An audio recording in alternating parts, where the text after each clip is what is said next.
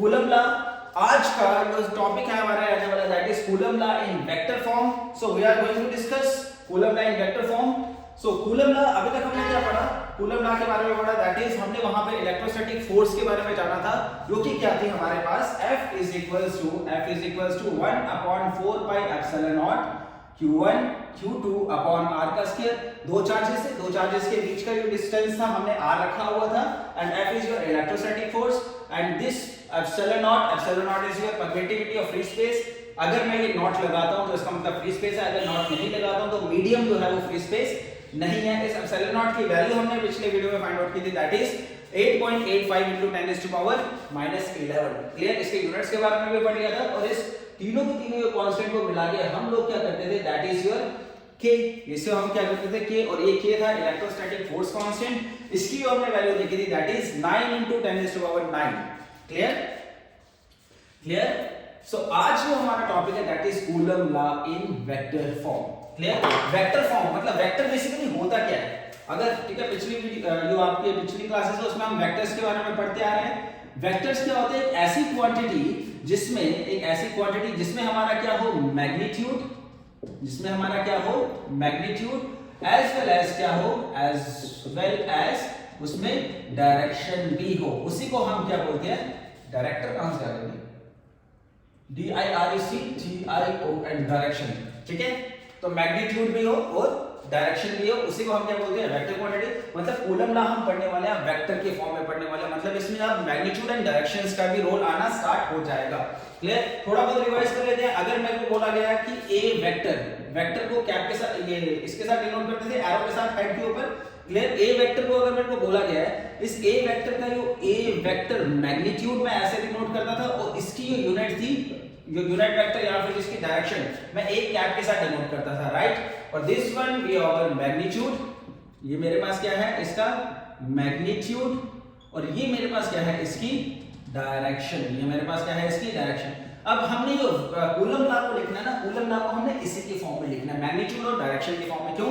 क्योंकि हम coulomb law के किसकी बात कर रहे हैं, वेक्टर फॉर्म की बात कर रहे हैं। क्लियर, तो चलिए स्टार्ट करते हैं।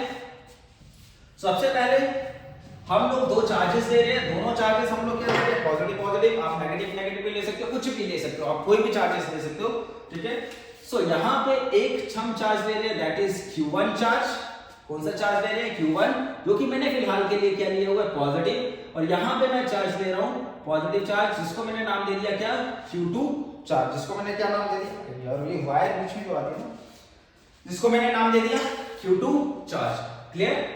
सो ये एक फ्रेम ऑफ रेफरेंस मैंने बनाया हुआ है, that is our frame of reference. ठीक है, यहां से लेकर इसमें ये ओरिजिन है, यहां से यहां तक का जो है ये इसका क्या आ गया, पोजीशन वेक्टर, एंड Q2 का पोजीशन वेक्टर आ गया ये, this one is the position vector of Q, that is R2 vector, right. अब अगर आप देखो, ये जो चार्ज है दोनों पॉजिटिव चार्ज है। अब ये चार्ज इसके ऊपर फोर्स लगाएगा, वो फोर्स कौन सी होगी, रिपल्सिव फोर्स होगी। अब ये जो चार्ज है, ये चार्ज इस चार्ज के ऊपर फोर्स लगा रहा है, तो इस चार्ज की डायरेक्शन कहां पे होगी, इस तरफ होगी। मतलब कहने का ये कि फोर्स जो लग रही है, किस पे लग रही है, चार्ज सेकंड में लग रही है, किसके द्वारा लगाई जा रही है, चार्ज फर्स्ट के द्वारा लगाई जा रही है, तो दैट इज F21। क्लियर। अब यहाँ पे ये वाला जो चार्ज होगा, ये इसको उस तरफ फोर्स लगाएगा, मतलब इस तरफ ये क्या लगा रहा है, फोर्स लगा रहा है। तो यहाँ पे फोर्स जो लग रही है 1 पे लग रही है, किसके द्वारा लगाई जा रही है, सेकंड के द्वारा लगाई जा रही है, that is your F12। Clear. अब इन दोनों के बीच के डिस्टेंस है, अगर मैं इसकी बात करूं, इस तरफ है, इस तरफ फोर्स लगा रहा है, इस तरफ का इसका जो यूनिट जो इसका पोजीशन वेक्टर होगा यहाँ पे आएगा, इसको हम दे देते हैं R12। और ये वाला जो चार्ज होगा ये इस तरफ लगा रहा होगा, और इसे हम दे देते हैं R21। क्लियर है, कोई doubt? This one is your diagram जो कि हमने बनानी। चलो स्टार्ट करते हैं कंसीडरेशन वगैरह। कंसीडरेशन कैसे लिखेंगे, simple consideration, let us take a charge Q1, ये Q1 and Q2 in the frame of reference. अगर आपको पैराग्राफ में लिखने हैं तो आप पैराग्राफ में भी लिख सकते हो, बट सिंपल कंसीडरेशन आप लोगों को बता देता हूं कि अगर आप ऐसे भी लिखते हो और सिंपल रहेगा। कंसीडर, हम लोगों ने जो जो कंसीडर किया हुआ है उसे हम लिख लेंगे। कंसीडर, सबसे पहली चीज हमने Q1 एंड Q2, ये क्या है, 2 इक्वल चार्जेस। ये क्या है, 2 इक्वल चार्जेस है। देन उसके बाद और क्या क्या है, F12, ये क्या है, फोर्स ऑन चार्ज किसके ऊपर, Q1 के ऊपर, और कौन लगा रहा है, ड्यू टू Q2। वैसे ही आपका F21 ये क्या है, फोर्स ऑन चार्ज Q2 किसके द्वारा लगाई जा रही है, ड्यू टू Q1 के द्वारा लगाई जा रही है, राइट। R1 क्या है आपका, R1 आपका पोजीशन वेक्टर, पोजीशन वेक्टर किसका, Q1 का, एंड R2 जो है ये पोजीशन वेक्टर किसका, Q2 का। क्लियर है, क्लियर है। सो ये आपकी क्या रहेगी, ये आपकी कंसीडरेशन रहेगी। क्लियर, वीडियो चेक, ओके चल रही है, clear. So according to coulomb law, coulomb law के अकॉर्डिंगली मुझे पता है क्या होता है, according to coulomb law, coulomb law के अकॉर्डिंगली मेरे पास जो इलेक्ट्रोस्टैटिक फोर्स इलेक्ट्रोस्टैटिक फोर्स रहने वाली है, that is F is equals to 1/4 pi epsilon naught Q1 Q2 upon R का स्क्वायर। ये कूलम लॉ है। अब हम इसी को, ये मेरे पास क्या बेसिकली, ये मेरे पास कूलम लॉ है, एंड कूलम लॉ कौन सा है, इसमें आपका मैग्नीट्यूड एंड डायरेक्शन दोनों आपको अब क्या करनी है, लानी है। अब मैं यहाँ पे दो फोर्सेस लग रही है ना, एक फोर्स F12 लग रही है, एक फोर्स F21 लग रही है, राइट। यहाँ पे मैं क्या कर रहा हूँ, F12 फोर्स की बात कर रहा हूँ। यहाँ पे किसकी बात करता हूँ, सबसे पहले मैं F12। कूलम लॉ के अकॉर्डिंगली ये 1 और 2, ये एक चार्ज है, सेकंड चार्ज, क्लियर।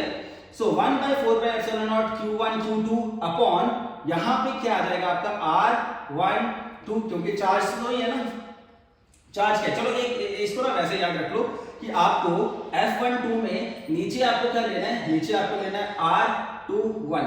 कैसे, अब देखो F12 की डायरेक्शन, ये एरो मैंने डाले हुए हैं, ठीक है। देखो F12 की डायरेक्शन इस तरफ, R12 की भी डायरेक्शन इस तरफ, ये सेम डायरेक्शन में होंगे ना, उसको आप रख लोगे। जैसे यहाँ पे F12 और यहाँ पे क्या आ गया R21, ये क्या है, इसका मैग्नीट्यूड का स्क्वायर, ये मैग्नीट्यूड आ गया, मतलब यहां तक जो आ गया ये मैग्नीट्यूड आ गया। अब आपको इसकी डायरेक्शन भी चाहिए, तो डायरेक्शन कैसे हम लेते हैं, R21 का क्या आ जाएगा, क्या, कोई डाउट। यहां तक मतलब ये कि F12 जो फोर्स है, इस फोर्स का मैग्नीट्यूड आ गया ये, दिस वन इज मैग्नीट्यूड, और इस फोर्स की डायरेक्शन कैसे आ गई, ये इस फोर्स की क्या आ गई, डायरेक्शन आ गई। क्लियर, कोई डाउट, ये तो याद रहेगा। F12 कई के बुक में आपको ना 1-2 अगर है तो आपको यहाँ पे R12 ही मिलेगा, ठीक है, वो भी मिल सकता है, वो भी गलत नहीं है, वो भी सही है, बट एक याद रखने का सबसे बेस्ट तरीका डायग्राम के अकॉर्डिंगली आपको एक तो चीजें समझ भी आएंगी, आगे कभी भी गलत होने के चांस नहीं होंगे। एरो इस तरफ, आपकी R21 भी इस तरफ, दोनों को एक साथ देख लो, F12 यहाँ पे क्या आ जाएगा R21, और ये इसका क्या आ गया, पोजीशन वेक्टर आ गया, दैट इज इसकी डायरेक्शन आ गई। वैसे ही हम क्या फाइंड आउट करेंगे, सिमिलरली आपको अगर मैं फोर्स की बात करूं, F21 फोर्स की मैं बात करूं, ये वाले फोर्स की मैं बात कर रहा हूं, तो मेरे पास क्या आएगा 1/4 पाई एप्सिलॉन नॉट, अब क्या है 2 और 1 Q2 Q1 अपॉन, अब देखो इस तरफ जा रही है ये फोर्स, और R21 की डायरेक्शन भी इस तरफ, तो यहां पे क्या आ जाएगा R12 का स्क्वायर, ये क्या आ गया मैग्नीट्यूड, इसकी और डायरेक्शन होगी R12 क्या है। क्लियर है, कोई डाउट। इसे हम दे देते हैं equation first, this one is our equation first, this one is our equation second, this one is our equation second, okay clear है।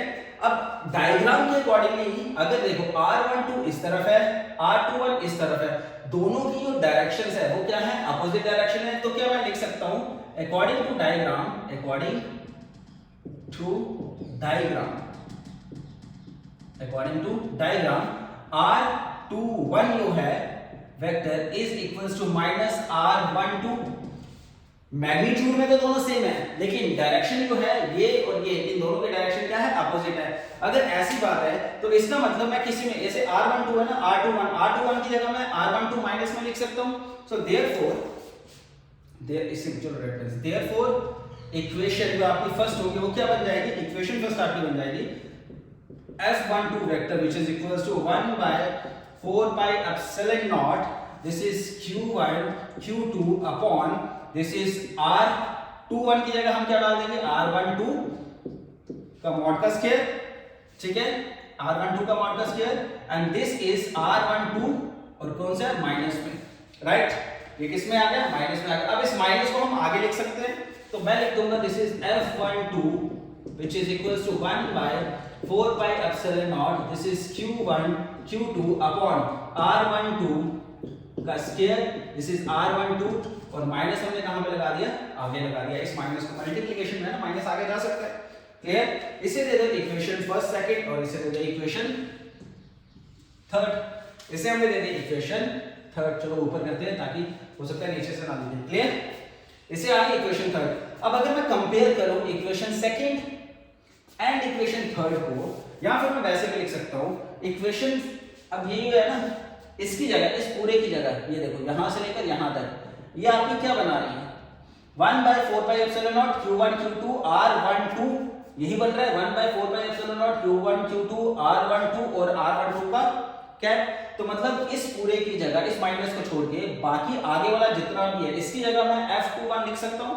सो comparing equation second and third, comparing equation second and third, तो क्या मैं ये लिख सकता हूं f12 जो है फोर्स, ये माइनस तो लगेगा ही लगेगा, माइनस, और इस पूरे की जगह मैं क्या लिख सकता हूं f21, क्योंकि f21 के बराबर है f21, क्लियर, कोई डाउट। इसे दे दें इक्वेशन, इसे हमने दे दी इक्वेशन, इसे दे दी equation your fourth, clear.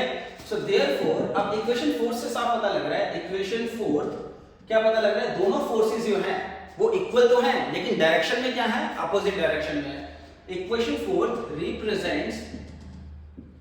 Represents both forces are, ये क्या है, are equal in magnitude but opposite in direction. ये दोनों जो फोर्स हैं ये मैग्नीट्यूड में तो बराबर है बट डायरेक्शन में क्या है, अपोजिट है, क्लियर। अब देखो चीजों को, अगर यहाँ पे मान लो फॉर एग्जांपल यहाँ पे अगर पॉजिटिव और पॉजिटिव चार्ज है तो दोनों फोर्स, एक फोर्स यहाँ पे जा रही है एक फोर्स यहाँ पे, चलो मैं बना दूंगा। अगर ये फोर्स दोनों पॉजिटिव चार्ज है, दोनों रिपेल करेंगे, एक फोर्स यहाँ पे एक फोर्स यहाँ पे, दोनों फोर्स की डायरेक्शन क्या है, अपोजिट है, राइट। अगर चार्ज नेगेटिव एंड नेगेटिव हुए तो भी दोनों फोर्स रिपेल करेंगे, दोनों फोर्स की डायरेक्शन क्या है, अपोजिट है, राइट। अगर यहाँ पे एक पॉजिटिव हुआ एक नेगेटिव हुआ तो दोनों, ये इसकी फोर्स यहाँ पे ये फोर्स यहाँ पे अट्रैक्ट करेंगे ना, तो तब भी ये दोनों फोर्स क्या है, एक यहाँ पे एक यहाँ पे, ये दोनों फोर्स क्या है, रिपल्सिव सॉरी अट्रैक्टिव फोर्स है, तो भी ये दोनों फोर्सेस क्या है, एक सेम ही डायरेक्शन में, क्लियर है। So this one is your Coulomb law in vector form. इसके आगे ये होता है ना Coulomb law in extended form, वो हम करते हैं अब आगे। यहां तक समझ आ गया, यहां तक नोट कर लो, नोट क्या कर लो, वीडियो को पॉज करो और इसे क्लियर। नेक्स्ट जो हमारा रहने वाला है ना, वो हमारा रहने वाला है कूलम्ब ला वेक्टर फॉर्म का एक्सटेंडेड वर्जन है ना, एक्सटेंडेड फॉर्म जो है वेक्टर फॉर्म में हम क्या करेंगे, थोड़ा सा एक्सटेंड करेंगे। दैट इज, देखो हम क्या करेंगे, अब हमें ये चीज पता है, अगर मुझे r12 वेक्टर बोला जाए तो इसमें होगा क्या, इस r12 वेक्टर का मैग्नीट्यूड एंड r12 वेक्टर की क्या हो जाएगी, डायरेक्शन हो जाएगी, क्लियर। वैसे ही अगर मुझे r12 फाइंड आउट करना है, इसके डायरेक्शन की वैल्यू, दैट इज r12 मैं लिख सकता हूं r12 vector upon r12 vector का मॉड, दैट इज मतलब वेक्टर और उसका मैग्नीट्यूड, ये क्या आता है, उसकी डायरेक्शन आ जाएगी। वैसे ही सिमिलरली मैं यहां पे मैं r21 जो होगा वो मेरे पास क्या, वेक्टर की फॉर्म में अगर है तो r12 वेक्टर का मॉड और r12 का कैप, और वैसे मुझे r12 का कैप निकालना है तो यहाँ पे क्या आ जाएगा, दैट इज r12 है ना, ये r12 नहीं सॉरी r21, तो ये क्या आ जाएगा r21 और दिस इज r21। तो मेरे पास क्या आ गया, this one is our r21 का जो यूनिट वेक्टर है that is r21 vector upon, ये नीचे आ जाएगा r21 वेक्टर का मॉड, क्लियर है। इसे दे देते हैं हम equation, this one is our equation, कौन सी चल रही थी, दिस इज थर्ड, फोर्थ, इसे दे दो फिफ्थ, इसे दे दो इक्वेशन सिक्स।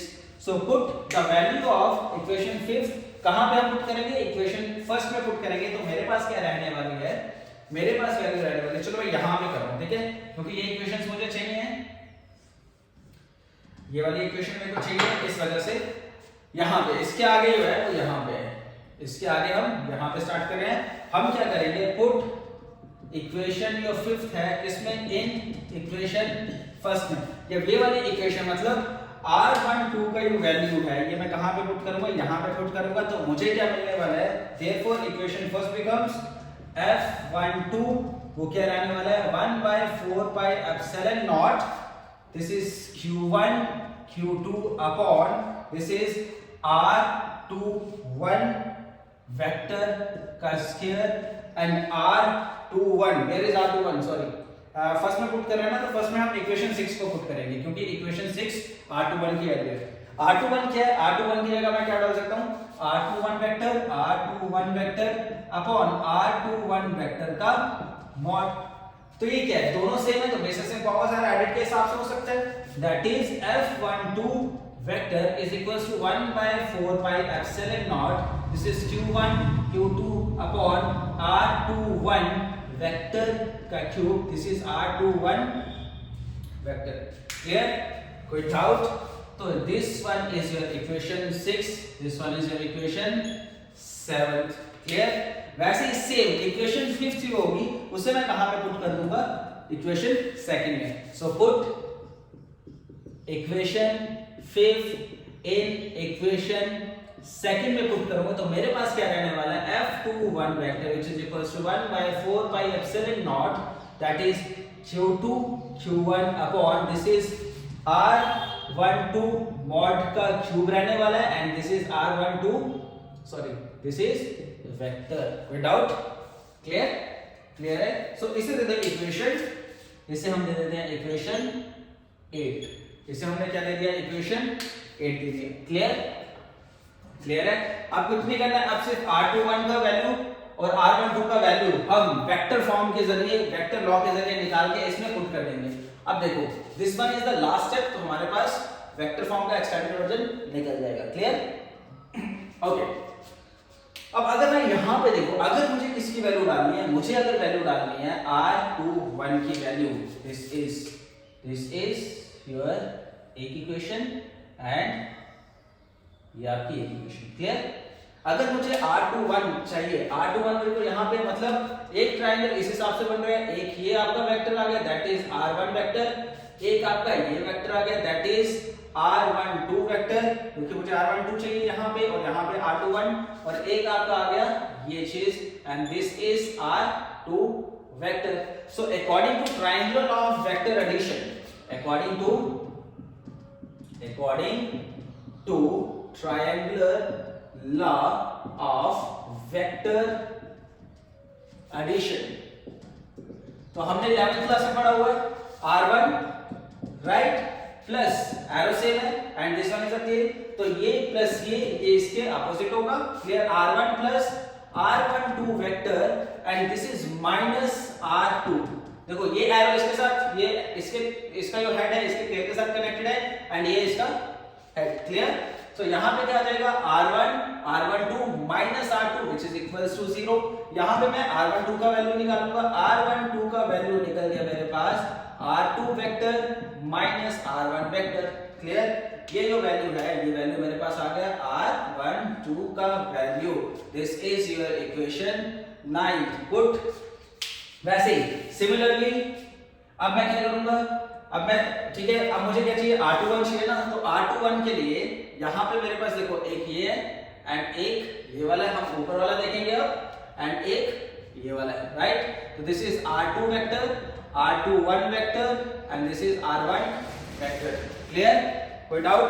तो मेरे पास क्या रहने वाला है, इक्वेशन मेरे पास रहने वाली है, इक्वेशन यहां पर मेरे पास इक्वेशन में रहने वाली है क्या, R2 vector plus R21 vector minus R1 vector which is equals to 0। तो इसका मतलब R21 मेरे पास क्या रहने वाला है, R1 vector minus R2 vector. Clear है, क्लियर है। तो मैं सिमिलरली क्या लिख सकता हूं, सिमिलरली मेरे पास क्या आ जाएगा, R21 वेक्टर जो कि क्या रहने वाला है, R1 vector minus R2 vector. Clear, clear है। चाहे तो आप रीजन डाल सकते हो, ये पूरा का पूरा clear. This is the equation 10। अब कुछ नहीं करना है, r12 और r21 का हमें वैल्यू यहां पे पुट करना है, तो we have find the relation of Coulomb law in vector form. तो मेरे पास पुट इक्वेशन 9 में क्या r12 है ना, वो हम कहां पे पुट करेंगे, इक्वेशन 8 में पुट करेंगे। तो मेरे पास, जैसे मैं रेड पेन से लिख रहा हूं, मेरे पास क्या रहने वाला है, this is f12 vector f21 sorry 8 में पुट करें ना, this is f21 which is equals to 1 by 4 pi epsilon naught, this इज q2 q1 अपॉन r12 की जगह मैं क्या डालूंगा, r2 माइनस r1 वेक्टर का cube and r2 minus r1 vector, clear. And put equation, अब कौन सा, this one is your r21 vector, that is equation 10 को हम कहां पे पुट करेंगे, इक्वेशन 7 में पुट करेंगे। तो मेरे पास क्या रहने वाला है, f12 which is equals to 1 by 4 pi epsilon naught, this is q1 q2 upon r21 की जगह क्या डालूंगा मैं, r21 की जगह r1 minus r2 वेक्टर का, ये मेरे पास मैग्नीट्यूड आ गया, and r1 minus r2, clear, कोई डाउट यहां तक। सो इक्वेशन दिस जिसे हमने दे दिया, this is 11th equation, and equation this is your 12th equation. Equation 11th and equation 12 represents your vector form, clear, Coulomb line vector form, and this one is your extended version, clear है। So आज हम लोगों ने Coulomb line vector form किया, मिलते हैं next video में, till then do whatever you want to do but don't trouble your study।